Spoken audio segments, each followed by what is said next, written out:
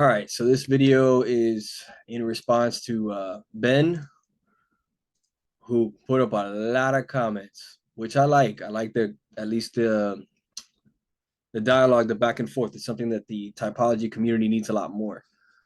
A lot more back and forth discussions on different things to help clear up stuff. So, in some ways, I'm not surprised because I see when you are interested in something, you go in a lot of different directions. I think just watching the two of us can demonstrate some things to the type community, such as what NE looks like and what NI looks like. Uh, Here you can see NE just gone nuts. Pretty much, it's almost like any of your channel, Ben. I actually do watch a lot of it. In fact, I'm pretty sure I've seen the SFJ or the SJ video you recommended probably a couple times already. The NT one is new, so I'm partly through that one right now. But anyway, usually on your channel, of course, a lot of your talks last a good 2 hours, 2.5 hours, and they tend to go in all kinds of directions instead of just sticking to one system or one topic or one focus. It just kind of tends to sprawl all over the place. I usually try to do the opposite. I try to take a lot of ideas, but condense them into something simple and to the point. Um, Making sure that no matter who's listening to me, they know exactly what I'm on about, what's the point, what's the objective, and what I'm trying to get done. So I think that demonstrates NE versus NI pretty well. Okay, so again, needed a video just so I could kind of get to a lot of these comments and stuff. Um, the order of them came out all over the place, but whatever. We'll just deal with them as they show up here. So here's you put in there as for tactics. Yes, soldiers don't just improvise. They rely on years of training, but there's that saying any battle plan does not survive contact with the enemy. It's in how one adapts, which shows a combination of improvising and falling back on good training. Their training probably taught them to improvise. Certainly special forces training does. Okay. Your tacticians, okay, from a socionics point of view, typology point of view, are probably also going to be some of the best improvisers in the field, live and in the moment. I think we all agree on that. It's pretty obvious. It's just the use of SE is going to make them very effective in general. However, I find that in my experience, that's not often the case, or I'm sorry, that's not always the case at all. Um, move that over here. It's not often the case at all. Why? In my experience, I consider myself first off at this point, after watching a few things like the typing session with Endless Curtis, that pretty much kind of helped me go back to thinking that no, I must be an LIE ENTJ. And now I'm kind of slapping myself in the face, wondering why I could have ever thought that I was anything but an ENTJ. I can explain that further, but whatever, it's for another moment. So anyway, in my experience in the Army and training, I personally probably did best, I would say, when I had to improvise or situations required improvisation. Fights, battles actually just kind of went in weird directions, whether they be real events or simulated training like events. I often felt that my strength was actually in being able to improvise on the fly, um, taking charge, reorganizing, whatever. And if there was something I was very good at, it was tactics. Usually, in my experience that I was in, especially most of my cohort, when I was training, going through officer training and things like that, um, I would say that I was about as good as anybody. You know, maybe not the best, the number one top student or individual, but I was good enough that I could hang with the top two or three guys you could find in terms of tactical skill. Ironically, the areas that I found to be the most challenging were dealing with procedures, dealing with red tape, dealing with um, routine stuff, not necessarily logistics. Though I wasn't much of a fan of that either. But just the routine stuff, doing drills and training on things over and over again, paperwork, coming up with trying to explain things to people that I often felt like they should already know as well.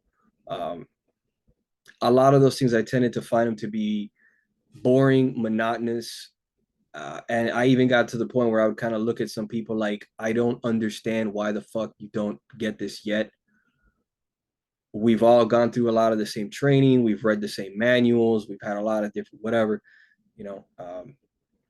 One could say maybe I had a better teacher than you, but I didn't understand why there were so many people around me that did not seem to grasp the fundamentals and the principles behind different tactics and understand them so well that then you can apply them and adapt to any situation in the moment because you got the foundation right. You understand the principles well.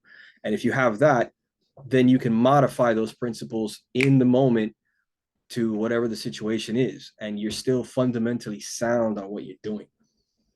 So I didn't get that. And a lot of the adapting to things is not a special forces thing.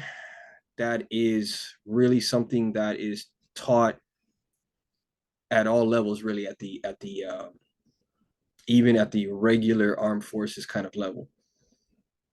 And in fact, being able to adapt, improvise, and most importantly, keyword take initiative is a very American concept. It's one of American contribution to modern day.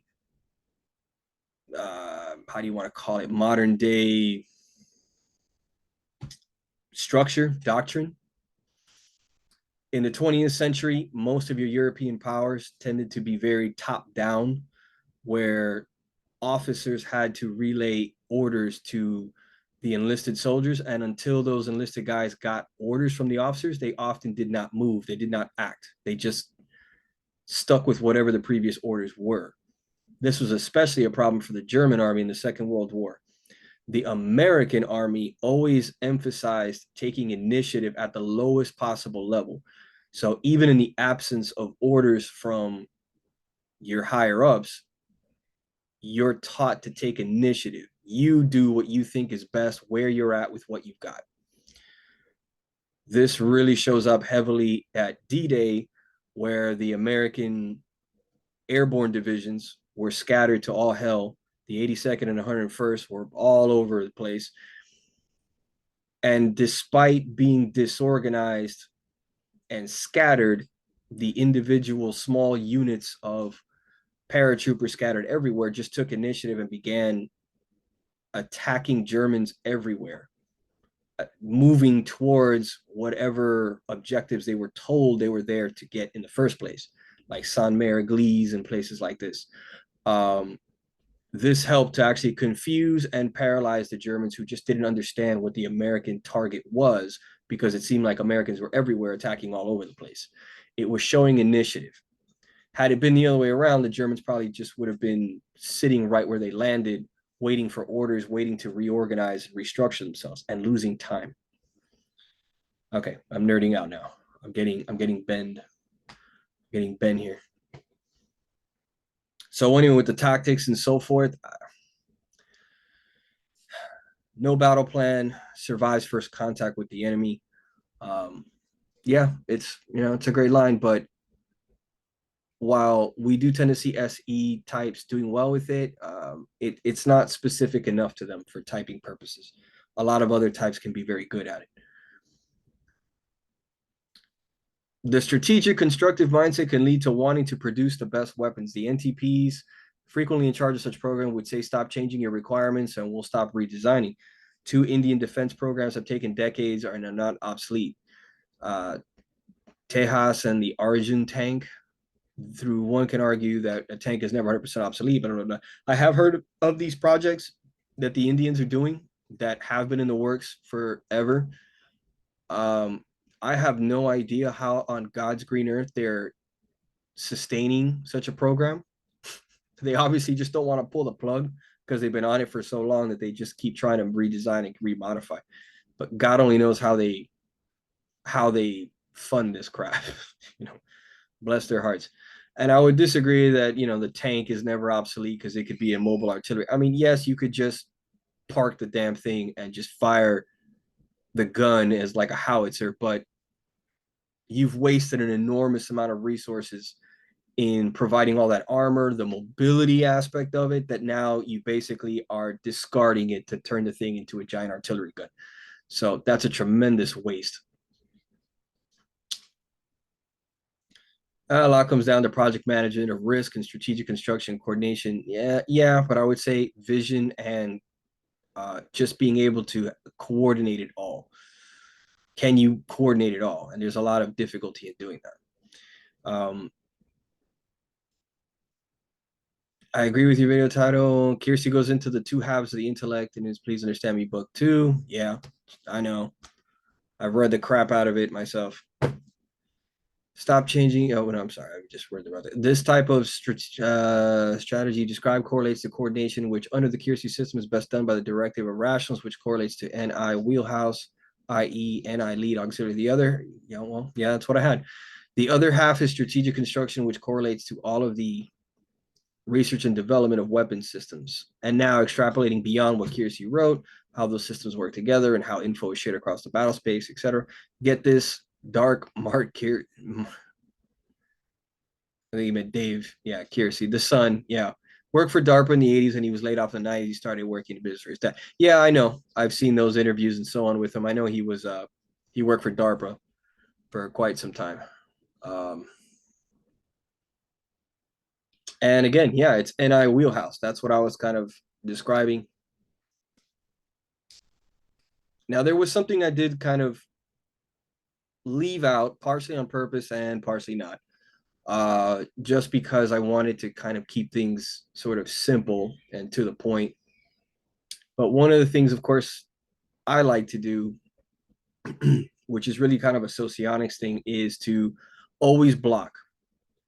And I'll be doing some other videos talking about this too, but I believe in blocking. I kind of moving away from this idea of defining things as like, well, this is NI and then that's NE and then this is TE over there and then this is SE over there. I think in and of themselves, it's not very helpful, and it's always best when they're blocked together with something. So it's TENI or it's NETI or etc. You get the point. When they're blocked like that, we now get a flavoring of the style. As Jack would say, we start to get a more complex molecule here that starts to better explain the behavior and the focus of the individual when they're blocked together versus when we just start trying to pull apart one individual element by itself. I think that leads to problems. It led to problems, in my opinion, for me when I was trying to type things, because I felt that I could really relate to many of these different functions quite well. And I could see myself using them, or at least I could argue a case in which I could make a strong case as to why I was good at certain elements, even though technically I'm not supposed to be that good at them. There should be lower in my stack or whatever. But I could easily make arguments for that. So it's better used when they're blocked, is what I'm getting at. Let's move that. Move that. Whoop. All right. Down here, Keirsey also mentions diplomacy and logistics. Yes, true, he does. But I was specifically wanting to focus on actual Army doctrine, which is going to be on this, and logistics, and a lot of its supporting elements, like logistics, are all going to be at every level. You're going to have logistics for strategic, you're going to have logistics that's more operational, and then sometimes you have logistics kind of working at the tactical level. You normally have limited amounts of logistics at that level, because logistics is normally an operational level thing. We're talking at Army battalions and above, or squadrons if you're in the Air Force, etc. Navy's a whole nother matter. But yeah, so that's why really NE and SI don't neatly fit into any of these areas by themselves. They're actually kind of in support all the way through. Like, you're going to have some NE really at every level, because you need a little bit of that creativity, different ideas, different possibilities. What you're going to do at strategic, operational, and tactical. You're going to have SI logistical like support at each level as well. So the two of them are the oddballs that don't really fit anywhere. Specifically, that is, they kind of fit everywhere, but nowhere specifically. So you can kind of say, if you're talking socionics, that the alpha quadra types don't really have a specific role there. They kind of can just slot in anywhere and be useful at any particular level. Yeah, carry on. Diplomacy and logistics. Well, given that diplomacy is not always so prevalent for military operations, but important for leadership. So this is important now when we're talking about presidents, political figures, high-ranking generals and admirals, where politics and diplomacy is part of the game now. In fact, they start to become more politicians than they do tacticians and military commanders. Half their job, once they reach a certain rank, is to shake hands and do diplomatic stuff with other politicians, and they're far removed now from the actual battlefield. Very common, and that's part of the reason why a lot of guys sometimes just don't even want to become generals. They just say, I don't want to do that. Anyway, invasion of Soviet Union 1941, Germany ran out of oil. Resource management, two different types of intellect, strategic coordination. Ooh, okay, we get into a lot of craziness over here. Starting off with, yes, Germany was going to be short on its oil supplies, and it's going to need more. Hence, there was something that they were looking for with the Soviet Union, and they had Army Group South going to the Caucasus and all the oil fields and all that in the South, yes. However, to me, logistics, again, falls in as a supporting structure underneath strategy and operations, okay? And even to an extent, tactics. Really, it's strategy and operations, not so much with tactics. Because it's supporting, it's kind of always necessary, right? So you're going to be planning all of your strategic objectives, and always in mind, you have logistics concerns at every step of the way. So whether that's paying attention to what your current logistics are, what are your resources now, and then thinking about, well, what will my resources be or need 6 months from now?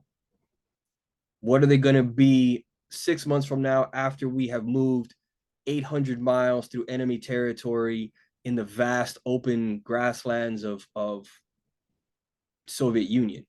You know, how much am I going to need then, right? Always, the logistics is always integrated into the strategic thinking at every step of the way.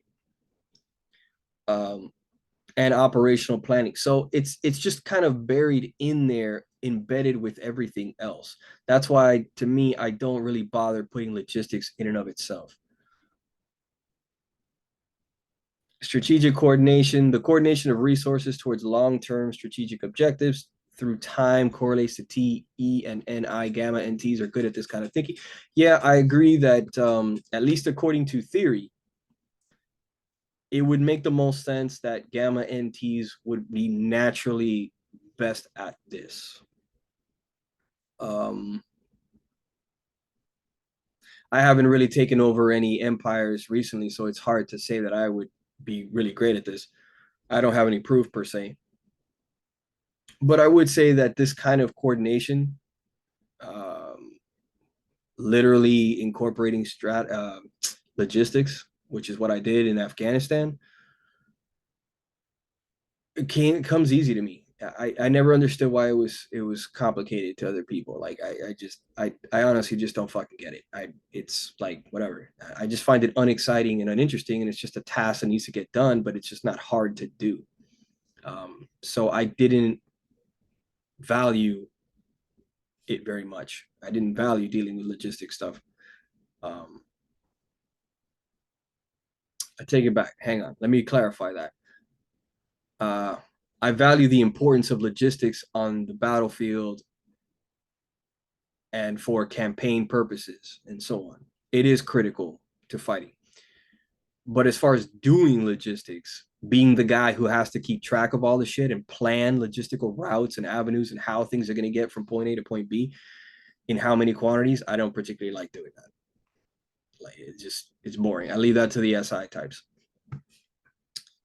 Logistical monitoring, supervising and inspecting to make sure supplies to get where they need to are not sold to terrorist manpower.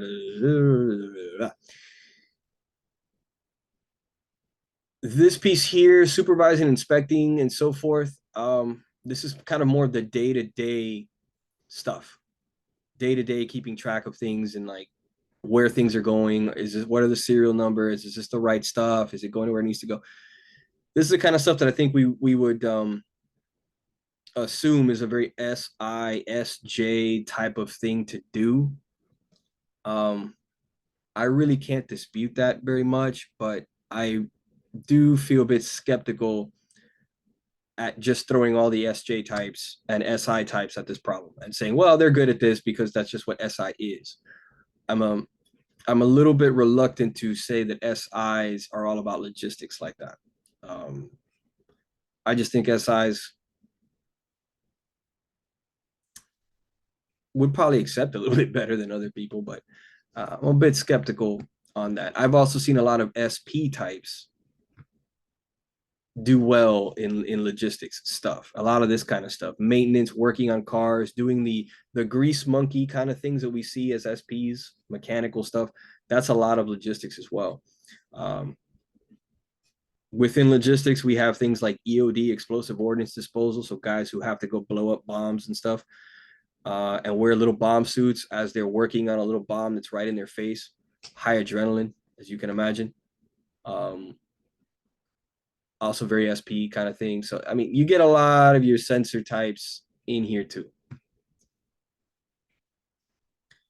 There's also strategic construction, which tries to avoid systemic risk, obsolescence. The Russians have a lot of different types of missiles. Defense through variety, the same countermeasure won't be equally effective, but logistically, lots of variety is a pain in the ass. Yes, variety and stuff is an absolute pain in the ass for logistics, but rightfully said, you need to have different kinds of systems for different purposes.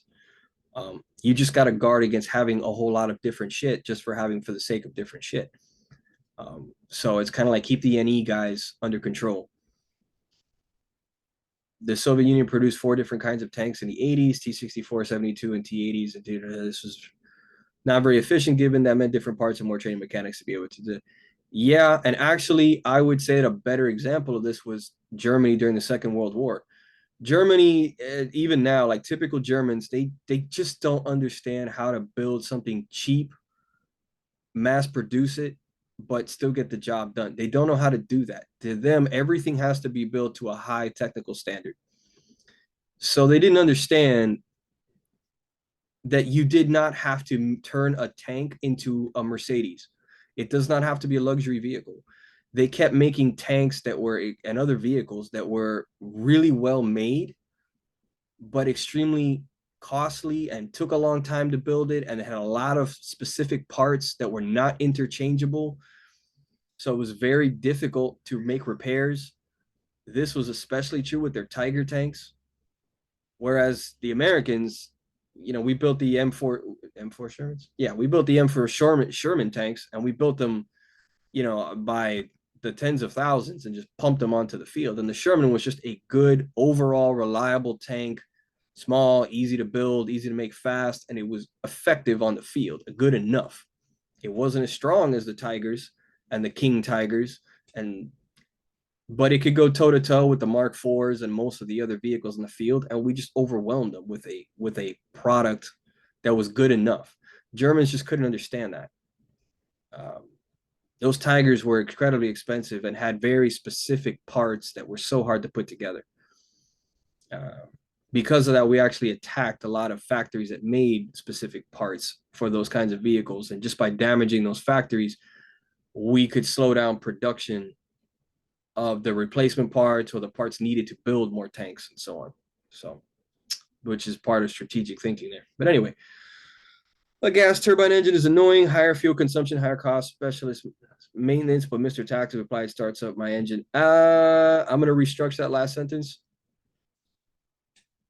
The current American tank, the M1 Abrams and the M1 Abrams A2, which is a phenomenal tank that the US has been using now since the very late 1980s. We now use the A2 modern version, whatever. It uses a helicopter engine, turbine engine, the back of that sucker. It makes the tank very fast, especially over cross country. But it eats an enormous amount of gas. It eats, I forgot what it was, but it was like 5 gallons of gas within like I forgot, a matter of minutes. So the damn things require the logistics guys to be in hot pursuit of them all the time. You need to be quick at resupplying them and keeping pace with the armored units as they advance on the field and making refueling points and so on. That actually makes the logistical supports units very, very vulnerable in the American system, because the American logistics units that are usually not well armored have to stay very close to the front lines and really trying to keep pace with the armored units. So unfortunately, this, logistics guys, we become the soft spot. We become the big juicy target for the enemy to go after. So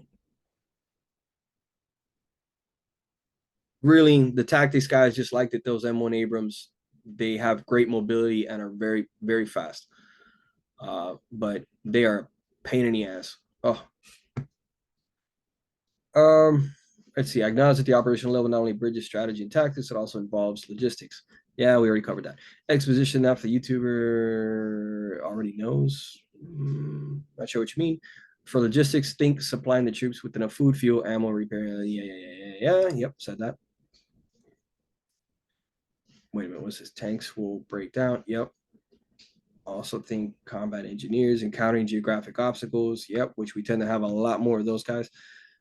Russians firing 20-60 shells a day. That 1,000 shells. That's a heck of a lot of logistical effort. Russia 61 advantage in artillery. Yep, and I'll be talking about that more in my other videos when I start covering the Ukraine war and socionics with that.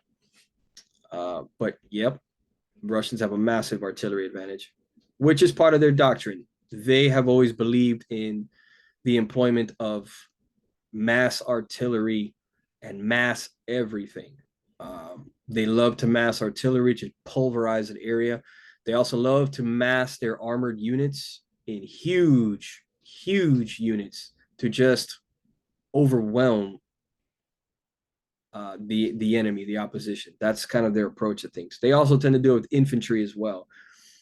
And they therefore often can lead themselves into massed attacks with artillery or armor or infantry, but usually they don't do a good job of combining them. In the West, we tend to do a much better job of combining them because that's our doctrine. That's what we have chosen to focus ourselves on. So we integrate combined arms tactics a lot more so than the Russians. And that's kind of the criticism that we have of the Russians right now in the war in Ukraine. But of course, we're looking at it from an American, British point of view, a Western tactics kind of point of view. Their system has some advantages over ours, and ours has some advantage over theirs. So anyway, down to the bottom here. I'm sure we're driving people crazy. We're the only ones listening to this anyway. Only NTs have the mental stamina to keep up with this shit. Interest anyway. An example of the bean counting logistical mindset being at odds with strategic construction, constructive alpha and T types. Okay, mindset F-35 program, which is aimed to replace F-16, F-18, AB, and A-10 with one aircraft to rule them all, and so on. Oh, well, I got a better story than this for you. Common parts and all that.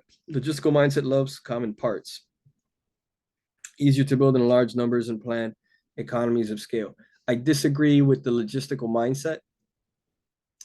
I think NTs and rationals would also enjoy the common parts and all this other stuff. And there's a bunch of reasons why.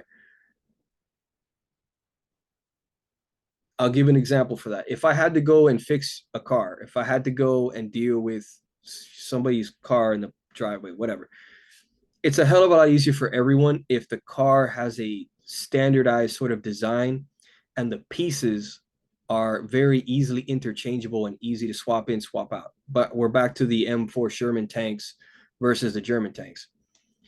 It's just easier in general for everybody. Okay. Only people who are really into cars or parts or machinery, which is likely to be probably maybe like an SP type if we want a stereotype, only those grease monkey guys really love the complexity of all the different options and parts because they care enough to study all that shit. So they like mixing and matching shit on their car and putting a nice exhaust and a spoiler in the back and all kinds of lights and shit everywhere. Having things a little bit more neatly streamlined just makes things run a lot smoother. It's also very practical. Okay, very TE. So your TE and I types, we're gonna like the simplicity of things as much as it can be made. So I disagree with that whole logistical mindset thing. The one aircraft to rule them all and build in the thousands. Again, if you can make one aircraft that does everything, then that's fantastic, right? That's kind of the goal. But we all know that in reality, that's never going to happen. You need different kinds of aircraft for different kinds of missions. They support different roles. So the story I was going to give you, the American Army came out with the universal camouflage uniform, which became the standard issue uniform for the U.S. Army pretty much since about 2000 to about 2018 or so. Somewhere about there, it got phased out completely, and we finally moved on to something else. But up until then, we used this universal pattern uniform. Now, I utterly hate that fucking uniform, and to this day, I always say that I will slap the shit out of the general who approved of that. God help me if I ever run into that man. I will beat him to death for the stupidity of choosing to approve such a uniform. And everyone else involved in that, which I know wasn't just one guy. It's got to be a whole committee of people and a lot of politics and handshaking and money been backed, blah, blah, blah. But God help me get my hands on any of those people. The same concept applied in that uniform. They thought one uniform that would be useful in 3 different environments: desert, urban, and woodland like environments. Same logistics. One uniform will cover it all. Except the damn uniform didn't work well in any environment. If you were in the woods, you stood out because your uniform was too light. It doesn't blend in well. If you're in the desert, you have too much green on. If you were in an urban environment, you have too much green on. It just didn't work in any environment. Sucked. You had all this Velcro on the uniform, which would stick to everything all the time. You'd stand next to your buddy, and now your shoulder Velcro is getting stuck to him, and you're like, trying to rip it off. The damn thing was meant to be waterproof, watertight, excuse me. The idea being that if you fell into water, you could literally blow into your uniform like and make a little balloon around yourself, and it would act as an inflation device. And I've done it. You can literally do it. But that means the damn thing is not just water, it's airtight because you can make an air pocket. It's airtight. Okay, that's very nice and cute if you fall in the water, but the problem with that is that it's fucking airtight and you can't breathe. It is hot to wear that thing. Gee, thank God we got a uniform that doesn't breathe so that you can wear that in the desert where it's about 120 degrees. Brilliant fucking idea. Where there's apparently so much bodies of water that you're going to fall into all the time in the desert. Fucking brilliant. And we spent 20 years fighting in deserts wearing that piece of shit uniform. I hate that uniform so much. So there's a great story there for you on that one. Okay, where were we here? Economies of scale, but the requirements for the VSTOL, yeah, vertical, so called the vertical system takeoff and landing in the F-35B led to a compromise in F-38 and C design. Compared the Su-75 checkmate and the F-35 to the F-35. The Su-75 is a better design, sleeker and stealthier. Why better? Because it was compromised. I don't.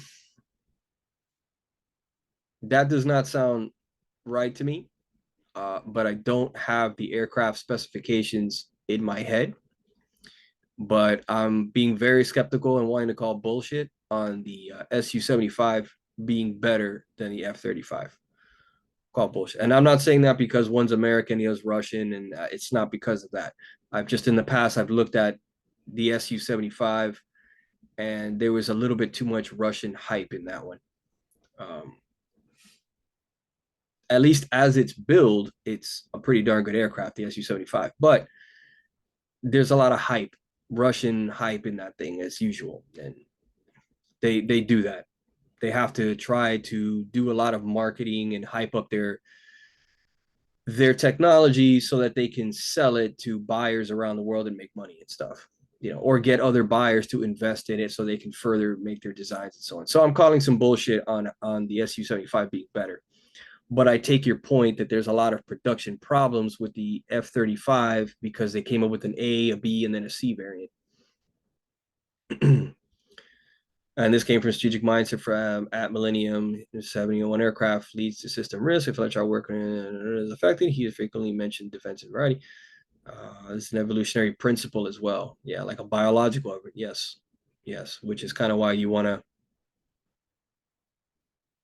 mate with different people of different genetic backgrounds and things like that. It strengthens the line, et cetera, et cetera. So there's always the balancing act. Again, yes, defense and variety, having different kinds of weapon systems, different things you can tap into, but we're also always balancing that with logistical constraints. And here's where it really gets NT and very NI. You need to balance it with what is the mission? What is the future that you are preparing for? And then you need to tie in all of your weapon systems, all of your doctrine, all of your armed forces to all work together and work together with your civilian population and your civilian economics. All of that stuff has to come together. So the diplomatic side, your allies, your politicians, both internal to your country and external, the economic situation you have internally and externally, the civilian infrastructure and things that you have within your particular country, and then all of the different military branches of service you have, your Air Force, your Navy, Marine Corps, Army. What are their roles? What are they good at? What are they designed for? And putting that, all of that has to all tie together to be in one cohesive, unified package that is prepared and built for a particular type of conflict that you're anticipating. And then, of course, you can have alternative plan A, plan B, plan C. You can do things like what the Americans did in the last 20 years. We made our forces very modular, which means instead of fighting in large divisions, huge organizations, we were able to break them into smaller groups and mix and match them as needed to deploy overseas and fight in Afghanistan, Iraq. And to a similar degree, the Russians have done that too. They did it on a slightly smaller scale than us.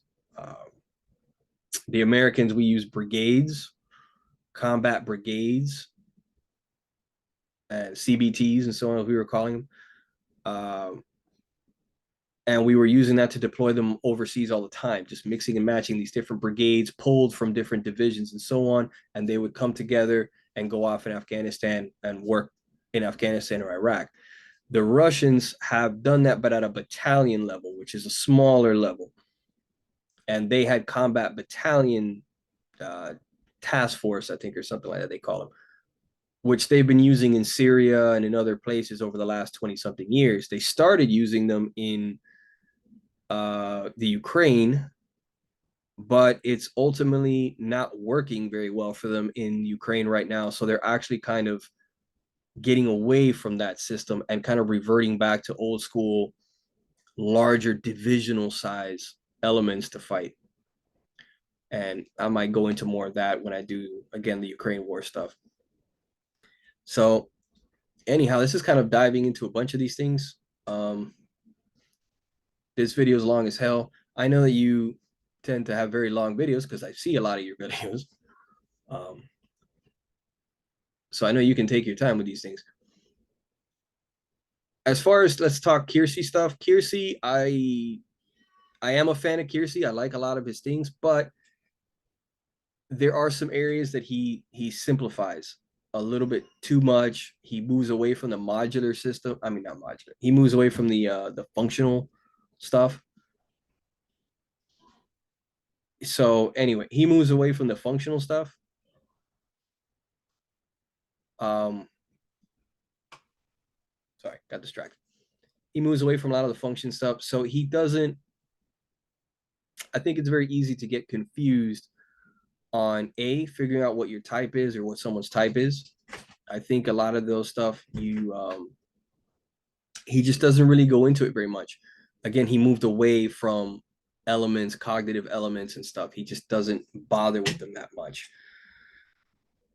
To some degree, I like that because I think he's right to some degree, but he's wrong in the sense that it does make it hard to accurately type somebody. And I think that his statistics are likely incorrect, meaning he tended to say that about half the population were SJs, about a quarter were SPs, and then the remaining quarter were divided pretty much between the rationals and the NFs. I am unconvinced that that's actually the case. I think that's way too high on the number of SJs out there. So I'm skeptical of that quite a bit. I think it's more likely that it's probably a lot more evenly distributed, evenly balanced between the 4 different temperaments.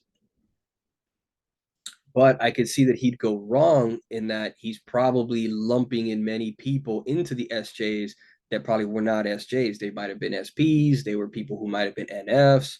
They might have been NTs. For example, I could see him probably getting several ENTJs confused for ESTJs simply because they were doing a job or a role that was probably a very conservative logistical role, something that sounds like what an SJ would do. And he kind of just thought that what he was looking at was an ESTJ. And I think he might have made those kind of mistakes for many other types, which would throw his numbers off. Now, so I don't know if that's true. I can't prove that, not yet, but I just have a sneaking suspicion that he's off on those numbers based on what I've seen.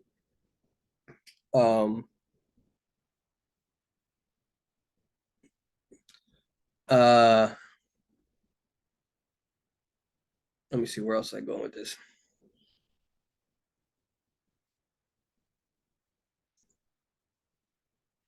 Yeah, so so I had some issues out with Keirsey, and he doesn't quite, like I said, he doesn't do a good enough job at making some kind of a way to test people and type them and differentiate between different sorts. I think he even the among the NTs they get lumped too easily. I could read through his book and I can relate heavily to ENTPs. I could relate heavily to an ENTJ. It isn't until you get into socionics that you get an answer as to why you can those two types seem so similar and why you could get them confused, and why even you can be confused within yourself. It is until you get to socionics that you also start to realize what to look for to differentiate between them. Um, so yeah, those are examples there. And again, I have tons to say. I was watching your video you sent over on NTs, and I've got a bunch of comments on that too. Um, but I'll save that for another time. Again, I still like Keirsey a lot. He's one of my favorites between him and Socionics. Uh, and I think in some ways they can both sort of mutually support each other. Um, so yeah, go with that. So I guess that's pretty much good enough, and I'll leave it at that.